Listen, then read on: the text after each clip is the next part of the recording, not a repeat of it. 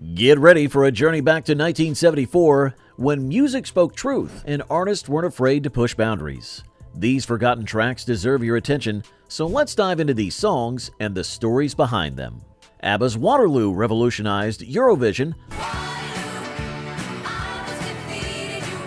but the Swedish group almost didn't perform it.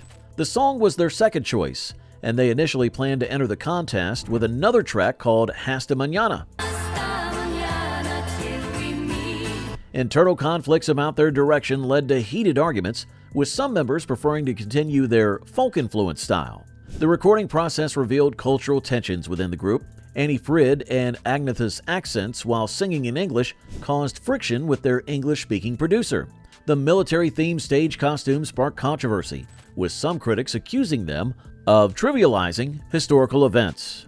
The song's metaphor comparing love to Napoleon's surrender raised eyebrows in several European countries. Unknown to many, the song had a verse in Swedish that was never released internationally. This version included lyrics about the actual Battle of Waterloo that were deemed too graphic for pop radio. The band still has never performed this version live. David Bowie's Rebel Rebel emerged during his transition away from the Ziggy Stardust character, but few know it was written as a mockery of the glam rock scene he helped create. Bowie recorded the signature guitar riff himself after firing his guitarist mid-session, though he later claimed he couldn't remember how to play it. The song's controversial lyrics about gender identity caused several radio stations to ban it.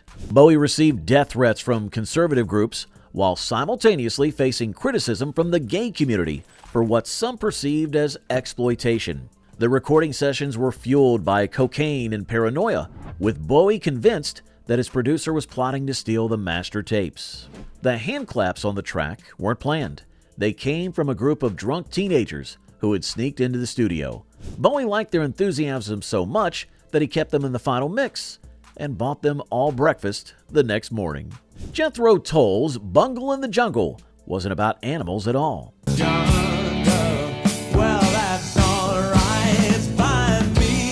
Ian Anderson wrote it as a scathing commentary on New York City's business district after a disappointing meeting with record executives.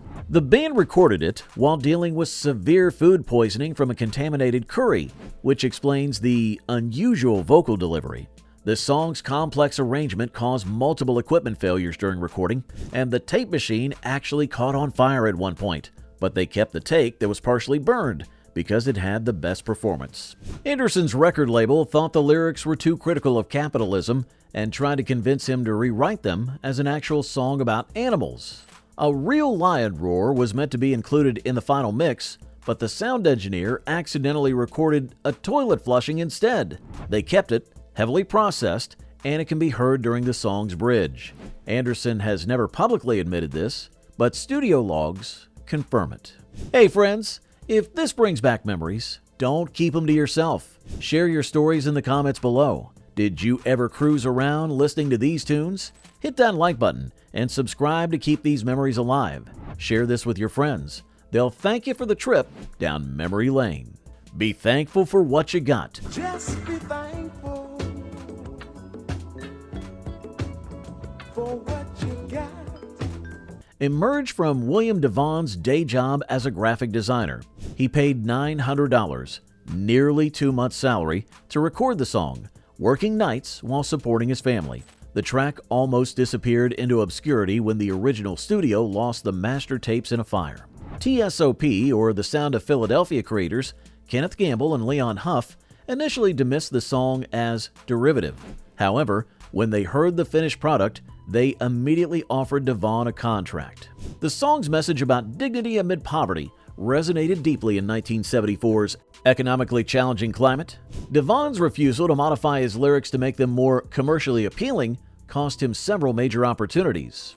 The Cadillac referenced in the song belonged to DeVaughns neighbor, a local numbers runner who let him borrow it for dates, but only if he would wash and wax it first. This detail inspired the song's famous line about diamond in the back. Diamond in the back. Johnny Bristol's Hang On In There Baby carries a bittersweet history. Bristol spent years as a Motown producer, crafting hits for others, while his own performing dreams were repeatedly delayed. The song was written during his divorce, with the lyrics reflecting his attorney's actual advice about his marriage. The track's production involved a 40-piece orchestra, but the session was nearly derailed when Bristol discovered his ex-wife had hired half the musicians for a competing session. He had to double their pay to keep them.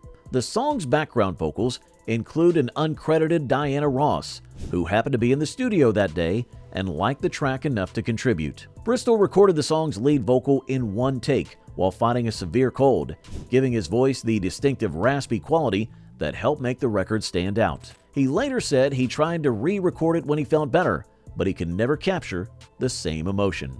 The Raspberries' overnight sensation hit record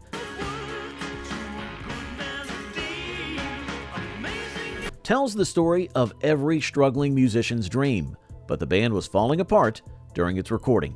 Lead singer Eric Carmen's perfectionism had created deep rifts with his bandmates. The song took 47 takes to complete, with Carmen demanding repeated retakes even when others thought they had the perfect version.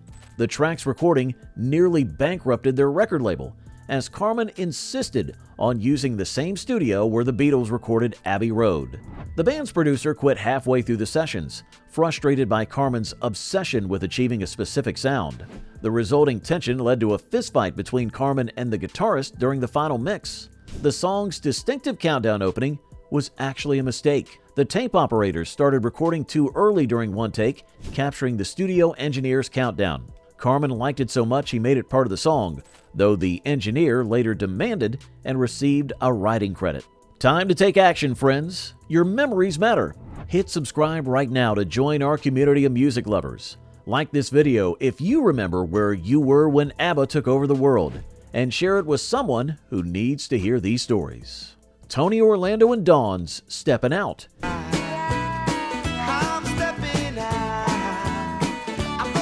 emerged during a tumultuous time for the group. While they dominated television with their variety show, internal tensions threatened to tear them apart. Tony Orlando struggled with cocaine addiction, and Dawn members Thelma Hopkins and Joyce Vincent Wilson faced discrimination in the industry.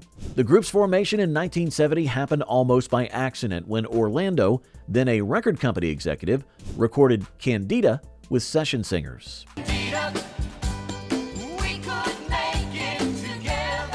The success of their variety show masked deeper issues. Orlando's battle with addiction intensified, leading to erratic behavior during performances.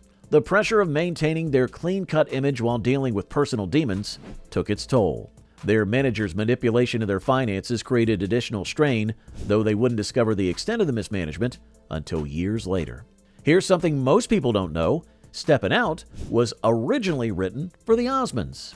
Tony Orlando heard the demo and convinced the songwriters to let his group record it instead, offering them a percentage of his television show's profits, a deal that never materialized due to legal complications. Rock and Roll Baby by the Stylistics represents a turning point for Philadelphia soul. The group, formed in 1968, faced a brutal reality when their original producer, Bill Perry, was murdered in a recording studio just as they were gaining momentum. This tragedy forced them to reinvent their sound with producer Tom Bell, leading to their signature sophisticated soul style. The recording sessions for Rock and Roll Baby were plagued with tension. Lead singer Russell Tompkins Jr.'s distinctive falsetto caused friction with other members who felt overshadowed. The song's lyrics about teenage pregnancy sparked controversy, with several radio stations initially refusing to play it. The group's record label tried to convince them to change the lyrics, but they stood their ground. During the recording, a power outage hit the studio. Rather than stop, the group continued singing in the darkness, accompanied only by acoustic guitar. This version, recorded on a backup tape recorder, exists somewhere in the vaults, but has never been released. The Rubettes' Sugar Baby Love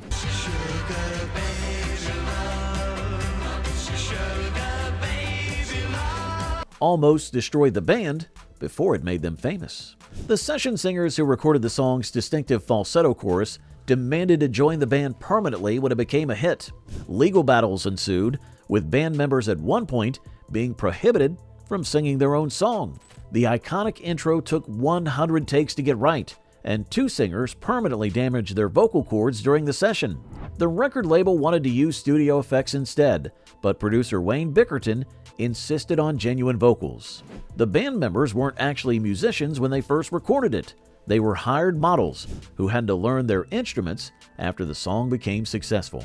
The song's glockenspiel part was played by a studio technician's 8-year-old daughter, who was sitting in on the session.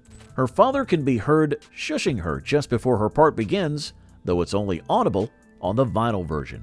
Carlton's Everlasting Love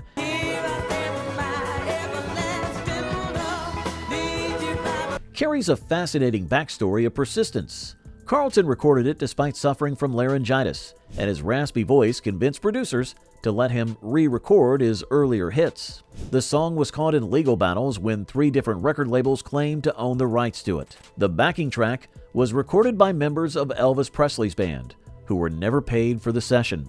They added their names to the song's credits and microscopic text on the original vinyl label as a protest. The distinctive bass line was played on a bass guitar with only 3 strings, because the 4th broke during recording and they couldn't afford a replacement. Producer Papa Don Schrader mortgaged his house to pay for the recording sessions. When the song became a hit, he used the profits to buy the entire street where he grew up and gave houses to his childhood friends who still lived there. You've just experienced 1974's Forgotten Treasures. These songs deserve to live on in our memories and conversations. Subscribe now to catch the next video. And don't forget to show this to the music lovers in your life. The stories of these artists need to be heard, and you're now part of keeping their legacy alive. Until next time, keep the music playing and the memories flowing.